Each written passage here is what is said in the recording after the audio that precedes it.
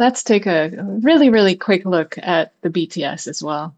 And I remember this from back in the day. It says that this was released 1 year ago. There's no way. I saw this back then on MTV. Let us help you down. I just assume I give someone a hard time energy. Oh, you did? On someone else? Yeah, I'm sorry. I meant Oh. it for you, Kurt. Oh, well, there'll be time. Let us help you out here. Thank you. Okay, stand by, guys. Here we go. And then we can watch everybody Ready? bitch about going back. Over here, Chris. I need quarter stops in the middle to start slowing it down. Now, why have you come out here to do Frozen? Is there a connection between the sort of desolation out here and the song? Well, the song's about being emotionally frozen. So I think a desert is sort of symbolic of that, you know? Hey, we should keep walking that way, shouldn't we? It's more beautiful. Sure. Oh boy.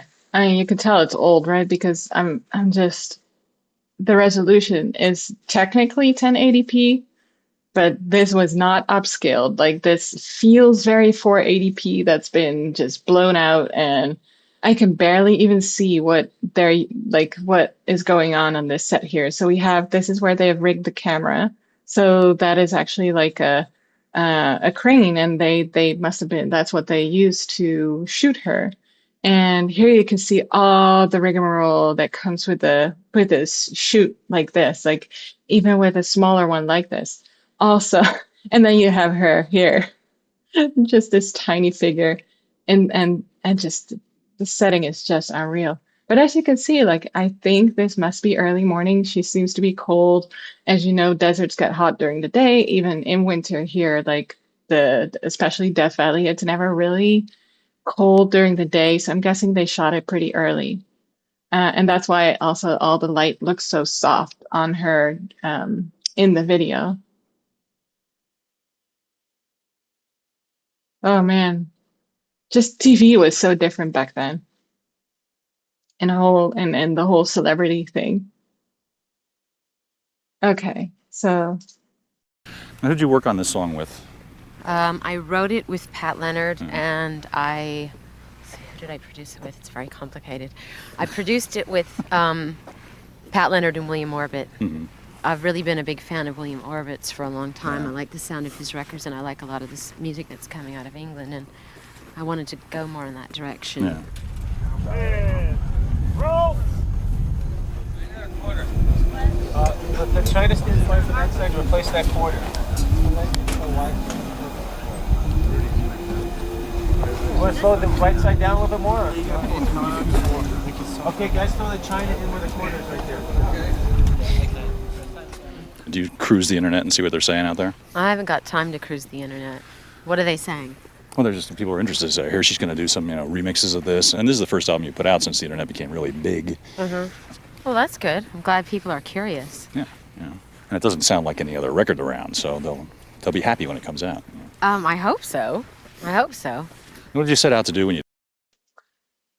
not really here for the interview, which is it's nice, but I'm just looking at these BTS shots. So um I hadn't quite thought about the crane, but the crane is definitely helping with being able to shoot it at this higher sort of shot because it's definitely like it felt like it was sitting high, right? As I mentioned, like we were seeing a lot of the background. And so she wasn't on a box, but the crane was like the thing was high. And even here we can see some of that. This was shot from our perspective, like this cameraman from MTV was at eye level. So as you can see, he sees like from this perspective, we see so much more of the ground and less of the actual skyscape. And then just imagine this crane being up so much higher, it will see much more of the background rather than what's immediately behind her. As you can see, this is where it's mounted, and this is always fun to see. So here we see that they're shooting scene 4D, take two. So they've already done it twice. This here is the director's name. As you can see, it says Cunningham. And here would be the DP's name. And I can't read that, unfortunately. And this is the time code which we use to sync music and video. So I have one of these here, which nowadays we customize them. But as you can see, this is where the director is listed. This is where the cinematographer is listed. And then, we mark whatever. This is, whatever the scene number and the take number would go. Oh, and this would probably be the roll. Anyway, just a little explanation of what you're seeing there. I'm going to skip ahead through the interview, just although. More after Evita and bedtime stories. I want this to be really up and really dance, or was it that? Well, I don't think every song is up. I just wanted to explore different territory, both emotionally and lyrically, and also. What we're seeing here is actually a monitor. So even nowadays, we have a number of monitors on a set where you can see what the camera is seeing. So that's maybe where the director was seeing or was watching what they were shooting. So you can see how much more of the sky they're seeing here. Musically. Yeah, right here. Where? Here? We're going to have a huge change in it. Same start position, but instead of cutting across it, push it out more. Instead of cutting across, going that way, go that way? Yeah. Did you come up with this with the storyline here? Did I come? It's not exactly a storyline. It's more abstract. Mm-hmm. And it's something that Chris and I worked on together. Chris you- Cunningham. yeah. He's really talented. And a lot of his imagery is haunting. He's a very dark sensibility, but this is not a disturbing song. So the thing with the crosshair that we just saw, that would be this thing. That's the monitor. And so that's what they're looking at to look back at the video, or the video that they just shot, so they can talk about it and then discuss. This looks very different nowadays. This is like they have a TV there. Nowadays, what we have is just like a flat screen, right? So very, very small. They're very small devices now. It's more of a kind of Yeah. melancholy. Yeah. It's a love song. You've got to be on the floor, because it's now to the floor.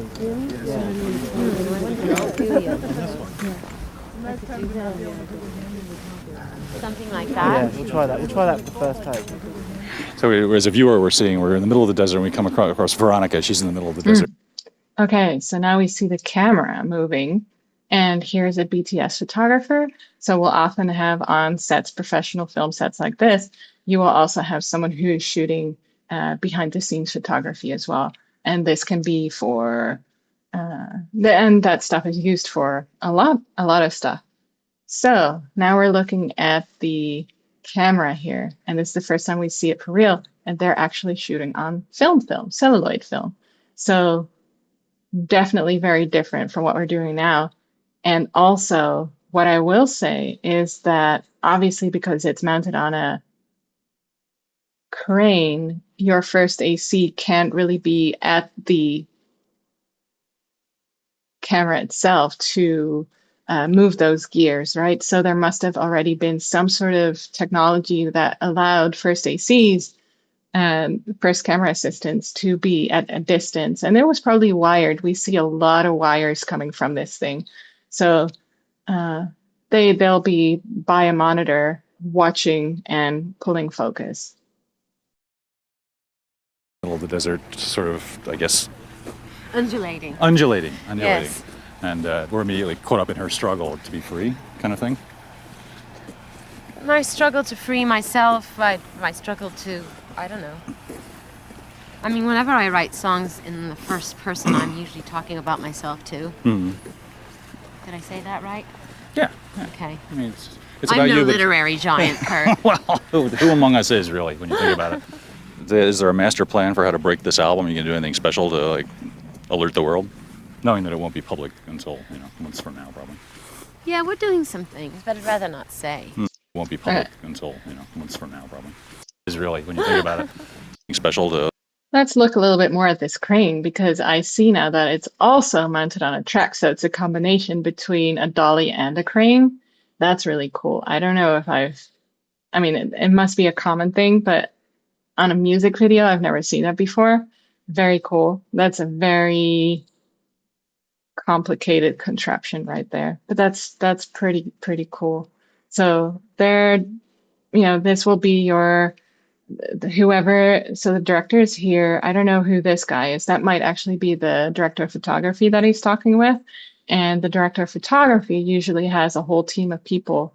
And I'm guessing normally the people who are allowed to touch the camera are the camera assistants, and they're in charge of rigging the camera, operating the camera. So you will have a camera operator as well as a first AC who I've mentioned before.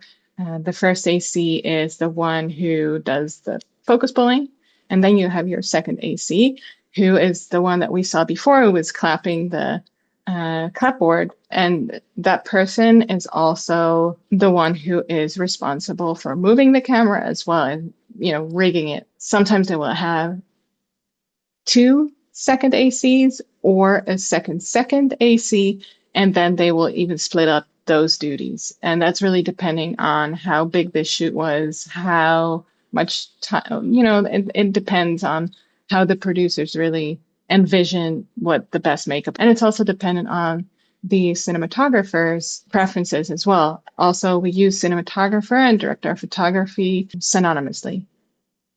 I don't want to tell all the secrets. Well, could you tell us a few? No. Oh. Is Ray of Light going to be the album title? Yeah.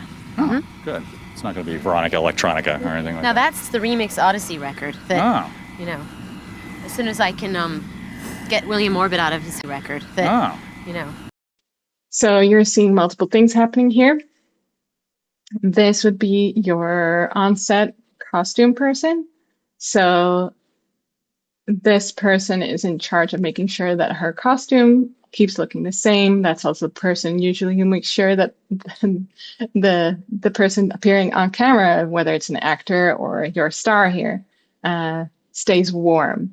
And then this guy here is part of the camera team. He's holding up this little light device, which is actually a light sensor.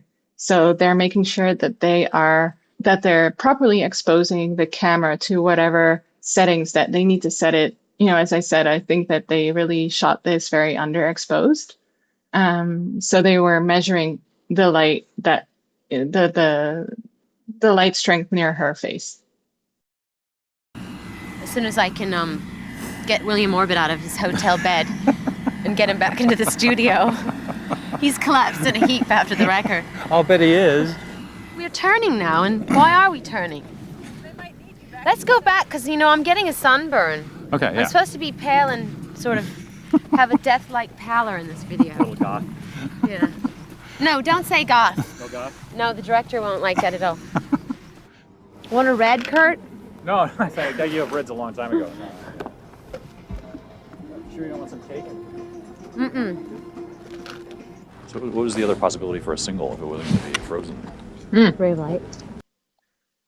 All right, so we're seeing that giant wind machine here, and I talked about that a little bit, right? So we had all of the moving fabric and the thing on the ground. Like that's what they use. Like that's a giant wind machine.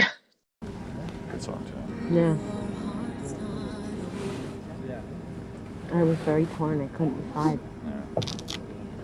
In the end, I had to consult my rabbi. No, I'm just kidding. Stand by. Eric, ready? And they are indeed shooting at night. That last part, that's really cool. Okay, guys, we're ready. Here we go. Ready? And roll. So Well, I guess you guys are going home to your warm beds now. thanks for putting up with us, and it's going to be great. It's going to be I hope fabulous, so. and we want to see a track date or something. We're going to be out there. Fascinating. I'm not sure now if they had body doubles or not, because I haven't seen any. So I might be wrong on that. Either way, do you see the heating machines here? They're really trying to keep her warm. She must have been frozen. Anyway, that was really neat. Very cool to revisit that and see this film set and what they all did, and to shoot this video. I still have many questions. Maybe we can find Chris Cunningham and talk about this video. I don't know where he's out at the moment, what he's up to, but man, that guy, he made some brilliant stuff. All right. Anyway, I really hope you enjoyed this. I sure did. This is such a cool throwback to one of my favorite videos of all time and like what sparked my film love. I hope you enjoyed the breakdown of the BTS as well. Let me know if you enjoyed that. Let me know what you think about this video and if you remember seeing this when it came out. And I will catch you on the next one. Peace.